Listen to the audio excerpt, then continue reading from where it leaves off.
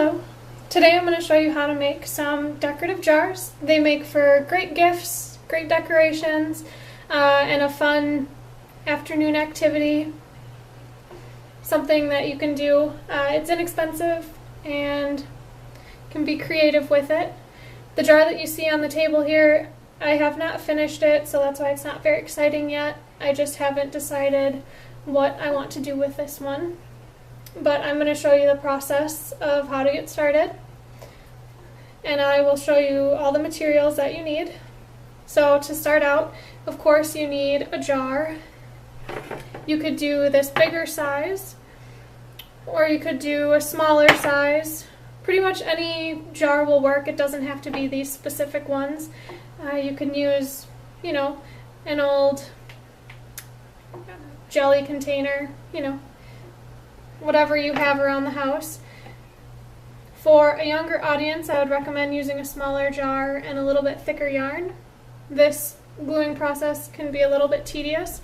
It took me probably 45 minutes. So in order to keep their focus, you might want to try a little smaller and some thicker yarn. Second, you need a hot glue gun. Mine's warming up back here. You will need glue sticks for your glue gun. You're going to need your yarn. Choose any color that you want. Any yarn will work.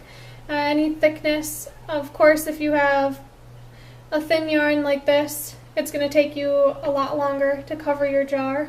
So if you select something thicker, that would go a little bit quicker. You'll need something to put on the outside of your jar. I have some googly eyes here that I might use. I might put a face on here. I'm not sure yet. And then, since I don't have lids for my jars, I am crocheting a top to put on there. The only thing is, this is kind of thick and bulky, so I'm going to start over, try to make it a little bit smaller. You could also use fabric, or if you have a lid for it, you can paint the lid, and that would look really cool as well. And then some ribbon, because the ribbon will be what will hold my top in place. So now I'm going to move on here and show you step one. Just going to move some of this out of the way here.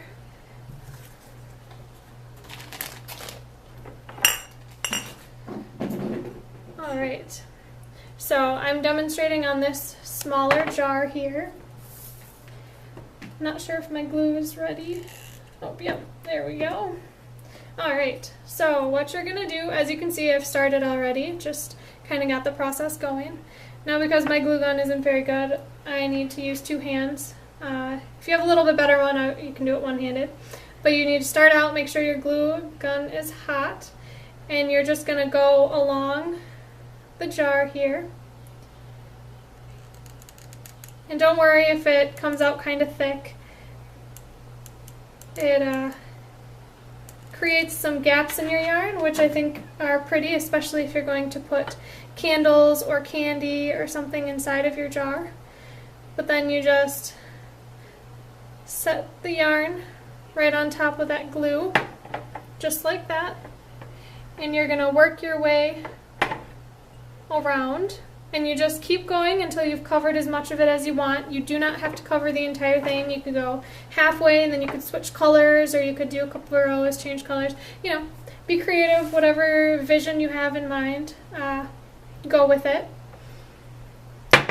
Now, we'll go on to step two. And step two involves decorating the outside of your jar. Like I mentioned earlier, you could pick up some googly eyes, or you could use felt, you could use paper, you could also use Sharpie and just draw on a face if you want to do that. I might glue a couple of googly eyes on here, haven't really decided yet.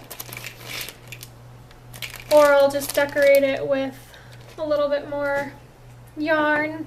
I saw some cool Halloween things. I might glue like a spider or something on the side here, cover this up with the fabric or my crochet top. And then Step 3 is deciding how you want to do the top half, which, like I mentioned before, I'm doing a crochet top for it. You could buy some fabric that would match.